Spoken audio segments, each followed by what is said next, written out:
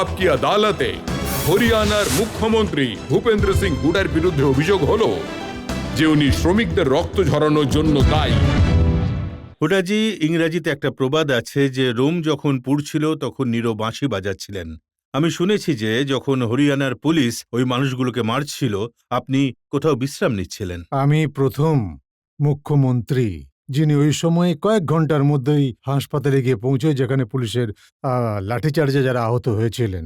তৎক্ষণাৎ ওই সময় আমি গুরগাঁওতে পৌঁছেছিলাম আর গুরগাঁও থেকে সোনা সত্যিটা হাসপাতালে কি এটা গিয়েছিলাম। নয় যখন জানতে পারলেন যে কংগ্রেসের অধ্যক্ষা সোনিয়া গান্ধী হসপিটালে যাওয়ার জন্য প্রস্তুতি নিচ্ছেন তখন আপনি গেলেন? না না, আমি তো জানতে পারার সঙ্গে সঙ্গে গিয়েছিলাম। আর আপনি জানতে জানতেই অনেকটা দেরি হয়ে গেছিল।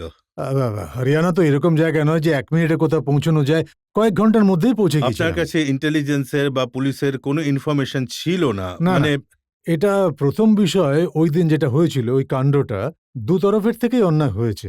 প্রথমে পুলিশও যথেষ্ট আঘাত পেয়েছে আর তারপর বাকিদেরও বেশ চোট লাগে। আর তারপর সময়ের সঙ্গে আসল সত্যিটা সামনে এনে দেয় যে আমি যেটুকু বুঝি ওয়ার্কাররাই ওখানে ছিলেন না, আরও অন্যান্য মাথারা ছিলেন যারা এই ধরনের কাণ্ডটা ঘটিয়েছিলেন। ধিক্কারজনক হুডাজি, ঘটনা। যে কোনো শক্তি হোক, যে কোনো মানুষ হোক, আর আপনি পুলিশও- দেখেছেন যে কিভাবে আপনি আমাকে যখন আমি তো পুরো উত্তরটা এখনো দিইনি। আপনি যে প্রশ্নটা করছেন সেটার উত্তর দিচ্ছি।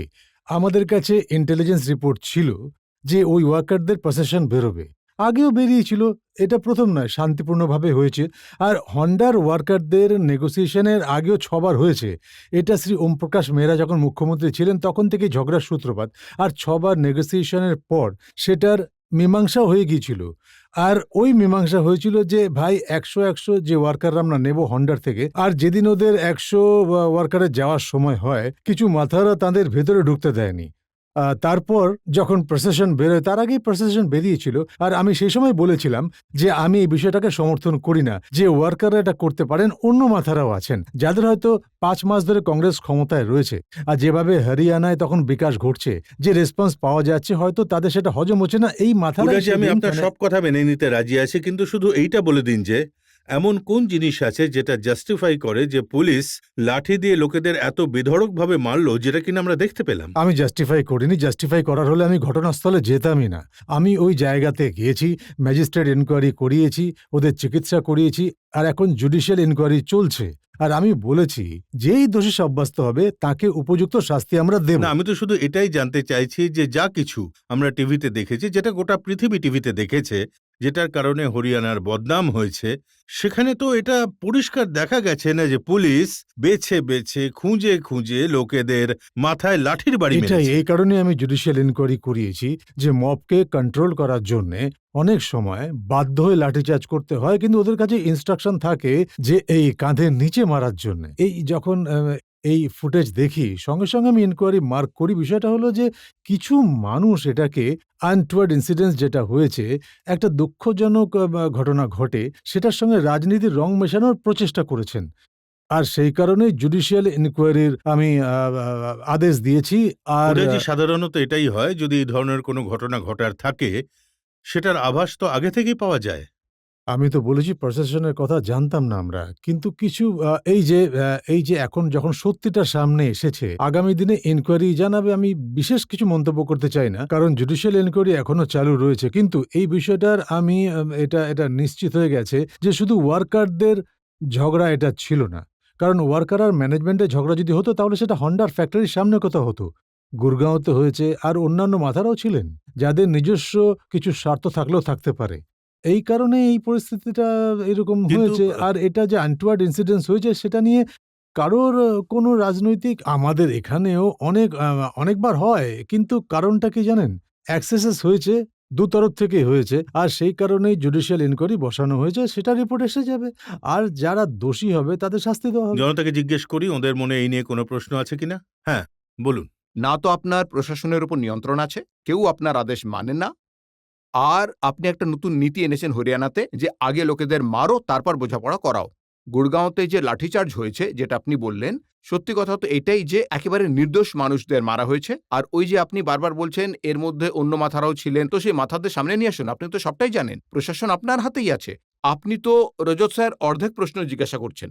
রোহতাকে কুমারী মেয়েদের যাদের এখনো বিয়ে হয়নি, একটা ওখানেও একটা করে, লাঠিচার্জ এখন যে হয়েছিল আপনি রোহতাকে। আর তার 2 দিন পরেই 3 দিন পরেই লাঠিচার্জের পর ওটাকে আবার মারধর করা হয়, তারপর বোঝাপড়া করে নেন। এই এই যেটা আপনি বলেছেন, ওয়ার্কাররা আমার কাছে এসেছিলেন, আর যখন আমি ম্যানেজমেন্টের সঙ্গে কথা বলি, এবার উনি যে রোহতকের কথা বলছেন, ওরা আমার কাছে এসেছিলেন চণ্ডীগড়ে দেখা করার জন্য। ওদের সঙ্গে কথা শুনি। না, উনি কি বলছেন যে প্রথমে আপনি পুলিশ দিয়ে ওদের মার খাওয়ান আর তারপর বোঝাপড়া এরকম করেন? কোনো অভিযোগই ছিল না। ওদের এরকম কোনো অভিযোগ ছিল না। এটা হয়তো ওর নিজস্ব অভিযোগ, ওর হয়তো কোনো সমস্যা হতে পারে, আমি বলতে পারবো না। কিন্তু ওদের কোনো অভিযোগ ছিল না। ওদের যে অভিযোগটা ছিল যে ভাই আমাদের যে, না, এবার কি আপনি বলবেন এরাই ষড়যন্ত্রকারী? এর উত্তর তো উনিই দিতে পারবেন, উনিই ভালো বলতে পারবেন। কিন্তু হতে পারে যে ওর কোনো রাজনৈতিক ভাবনা চিন্তা আছে, ওর হয়তো নিজস্ব কোনো রাজনৈতিক আদর্শ আছে। আমি এতে কি বলতে পারি? দেখুন, আপনার কথা মেনে নিচ্ছি এটা ষড়যন্ত্র ছিল। আমি আপনার এটাও মেনে নিচ্ছি যে বাইরে থেকে লোক এসেছিল, কিন্তু বাইরে থেকে আসা লোকেদের মানে ষড়যন্ত্রকারীদের এত বাজেভাবে মারা উচিত যেভাবে পুলিশ মেরেছে? না, আমি তো এই ব্যাপারে আপনাকে ওদের ওই পুলিশদের তো এটা বলিনি আমি যে এটা তোমরা ভুল করেছো, সেই জন্যই তো জুডিশিয়াল ইনকোয়ারি বসিয়েছি। আর আইডেন্টিফাই করব আমরা, যেটা মব কন্ট্রোল করার জন্য মাঝে মধ্যে বাধ্যতামূলক হয়ে পড়ে। গুলিও চালাতে হয়, গ্যাসও চালাতে হয়, কোনো গুলি চলেনি ওখানে। আর যেভাবে টিভিতে দেখানো হয়েছে, ক্ষমা করবেন, এটা আপনি কোথাও ওই ধরনের ঘটনা হলে একটা ইনসিডেন্ট বলে দিন যেখানে ফায়ারিং হয়নি। আমি যখনই জানতে পেরেছি পুলিশকে আদেশ দিয়েছি ইনস্ট্যান্টলি কাজ করতে। আর কেউ করেছেন, হতেই পারে যে পুলিশের মধ্যে এরকম কেউ আছেন, আমি তো বলতে পারবো না, সেটা ইনকোয়ারি বলবে।